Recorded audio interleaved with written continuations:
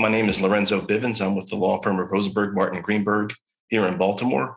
And our guest today is Kristal Hansley, who is the CEO of WeSolar Inc. Kristal, thanks for joining us. Yes, thanks for having me, Lorenzo, and shout out to the Citybiz family. Thanks again for joining us, Kristal. And I'll start just by asking what inspired you to start the WeSolar business?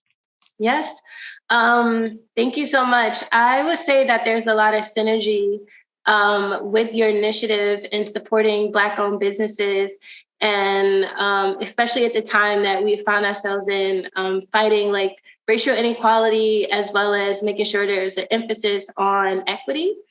And WeSolar is at the center of exactly those key points.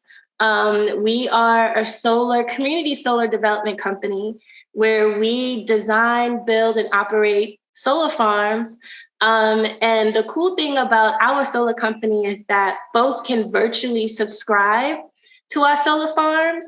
That is accessible through this latest policy that passed in the Maryland State House in 2015 called the Community Solar Act.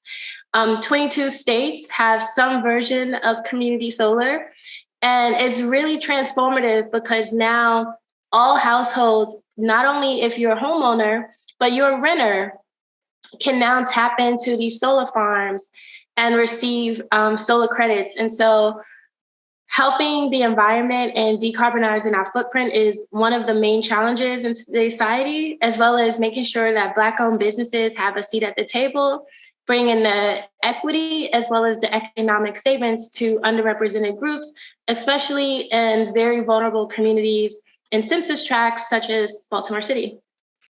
That's great. It seems like you made a lot of headway, and there's a lot ahead of WeSolar. I think you have a very interesting start date to the business. When did you start WeSolar? Yes. So I'm one of the crazy founders that launched in the middle of the pandemic, and it was Juneteenth of 2020. And I have a very unique background. Obviously, Juneteenth is very historic and represents liberation and emancipation for African Americans. And it really, again, fits into WeSolar's identity as far as freedom and also energy democracy. So people have choices, and also building community and working with utility companies and new up and coming solar companies like WeSolar, becoming the very first African American Black woman-owned community solar in the country, born out of Baltimore, Maryland, was really significant. And the program was very vital to those very beginning, early on trenches, I would say. One, we had a few viral moments with large media picking up our story, from Vogue, Now This, Bloomberg Magazine, Green Magazine, and just having the partnership through Rosenberg Green Martin was really critical in those very vulnerable stages of just helping us get some of our very early on like trademarking, because we were like really getting a lot of like hits and people were trying to rip off our logo. And we were just getting a lot of phone calls in the beginning. So just having like that strategic like partnership through your programming was very timely for us. And it was a little unnerving too, being a first-time entrepreneur in my family. I'm a 5-generation like community organizer. Like my mom organized. I was raised by my grandparents, and my mom, she pretty much organized the largest vegetable garden in Brooklyn, New York. That's where I'm from.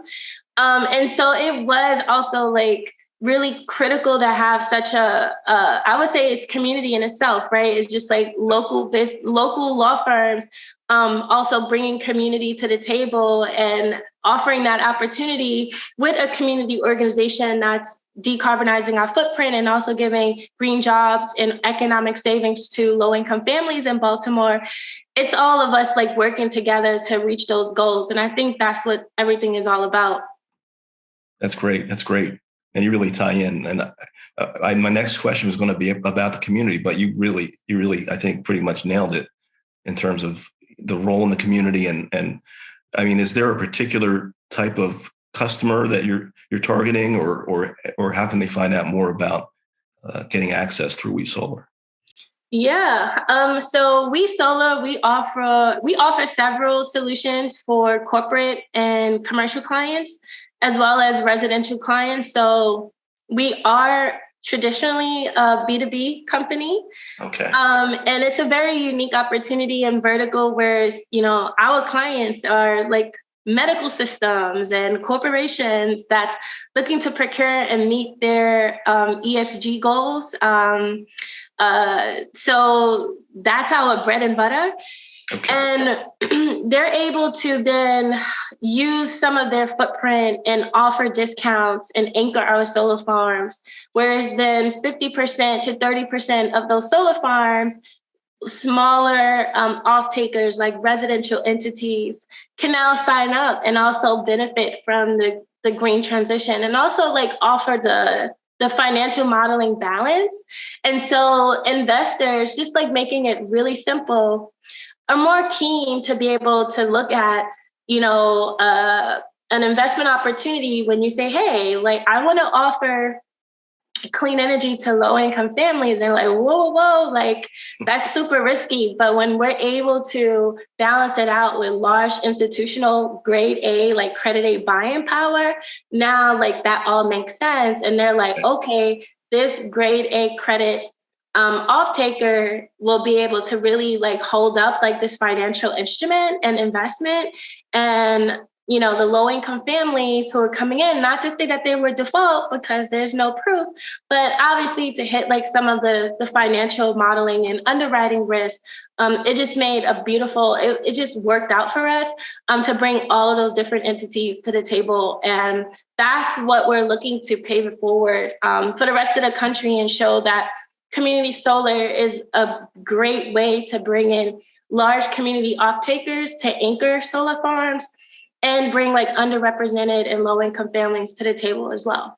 Great. It's really exciting. Looking forward.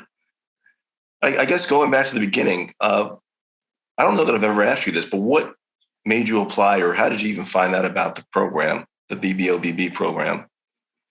Well, a lot of my early on, I would say like grunt work of like even filing for a C Corp, getting my beginning team. There was a lot of community like help. And so one of my colleagues who is like, she was a graduate student at the time, and she probably attended as many like community events as like she just really invested in the community. And so when your program rolled out at your firm, like she sent it over to us like, Kristal, I think we have a good chance because we have a very unique business value proposition. And we're really looking to do like some pretty cool stuff, like not just locally, but like nationally. And so you guys did a really good job as far as making sure like those key leaders in the community had access to it. Like I want to say the Climate Access Fund, we heard about it. Innovative Lab. There was just different like boards in the community. Okay. So yeah. Yeah. And I guess, so without getting into too much detail, can you give a couple examples of the different areas where you've been able to utilize the program? And yeah, I think with capital intensive businesses that really require a lot of business structuring, whether it's figuring out like equity option securities and like making sense of what that would mean for different partners. Mm-hmm. We've had significant help with just our like business structuring in the beginning and just feedback. And that's very helpful for small pre-revenue companies. As you know, like 90% of small businesses don't make it their first year. And then less than 1% of minority-owned businesses receive VC funding. And legal fees is a part of a lot of that startup capital overhead.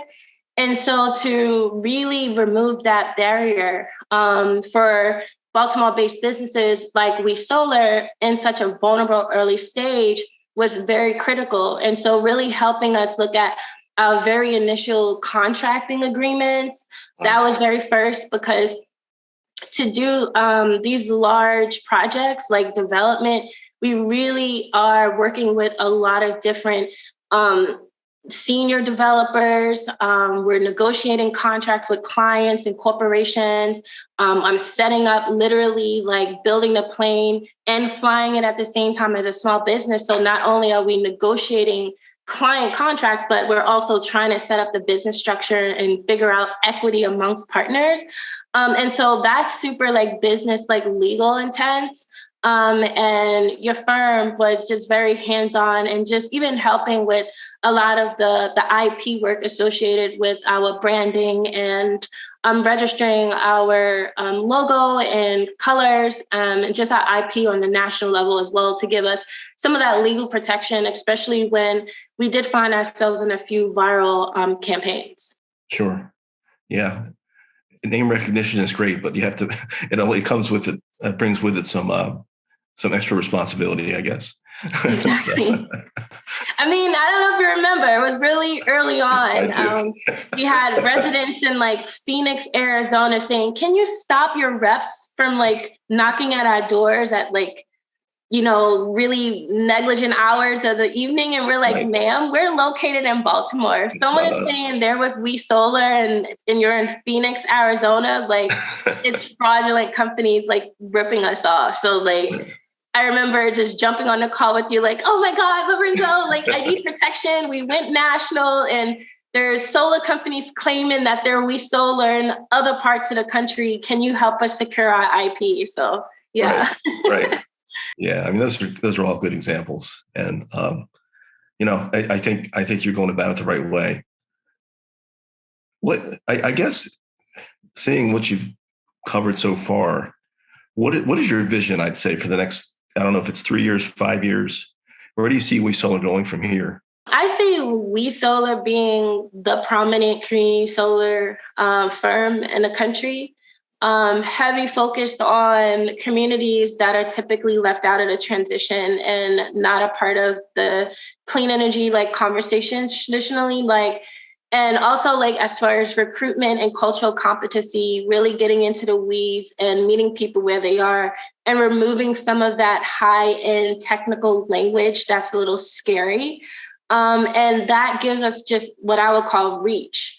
And so being just one of the largest like community solar firms in the country, not only in the development, but also like the acquisition and being a household name. So not only will people think of solar and think of maybe Elon Musk, but they would think of like Kristal and my brown face when it comes to this latest vertical of community solar and people really overcoming the educational curve as well. Like that will be the goal in the next 3 to 5 years when that's the norm, right? Everyone has a subscription and community solar follows the traditional subscription model. And so like how folks either have a Netflix or a Hulu subscription, it would be really common for folks to have a solar subscription. It's just like, of course we have solar. It's accessible to everyone. And so meeting with like state and federal key players on as far as policy and legislation and working with other community groups, as well as local leaders. We are at the table. We are in those meetings. I'm meeting with utilities.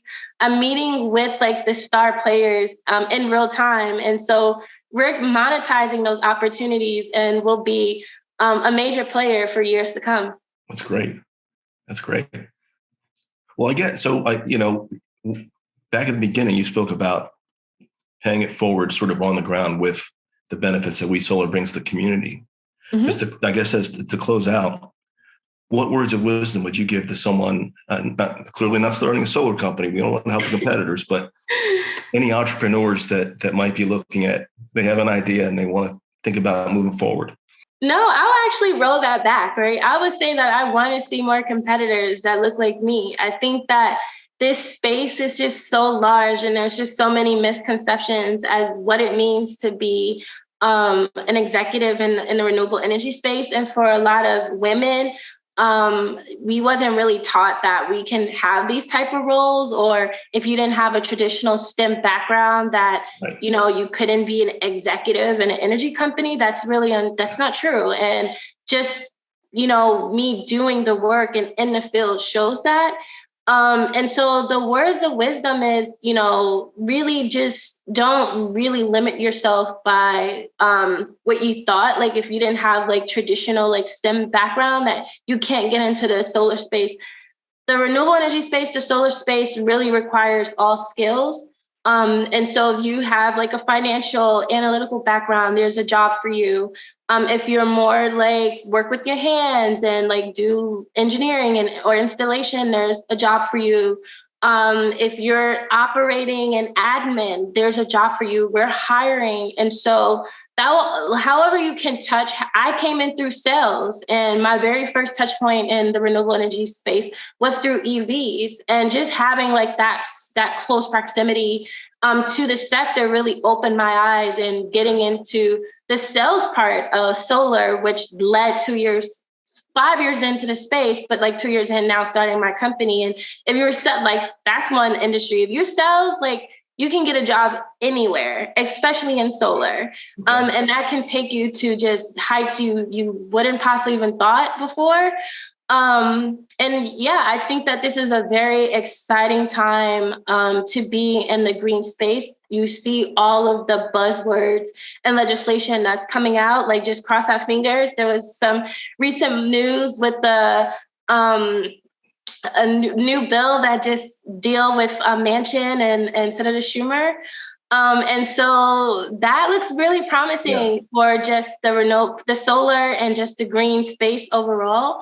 And that will also like pay it forward with those benefits for just everyday Americans just trying to figure this inflation and energy market swings. And that's one of the key things that community solar is, that we protect against inflation. Like we're able to offer a product where we need solutions in trying times, and to have energy savings and to guarantee those energy savings with community solar technology at a time where middle America and households are being squeezed, especially for communities that are suffering from high energy burden.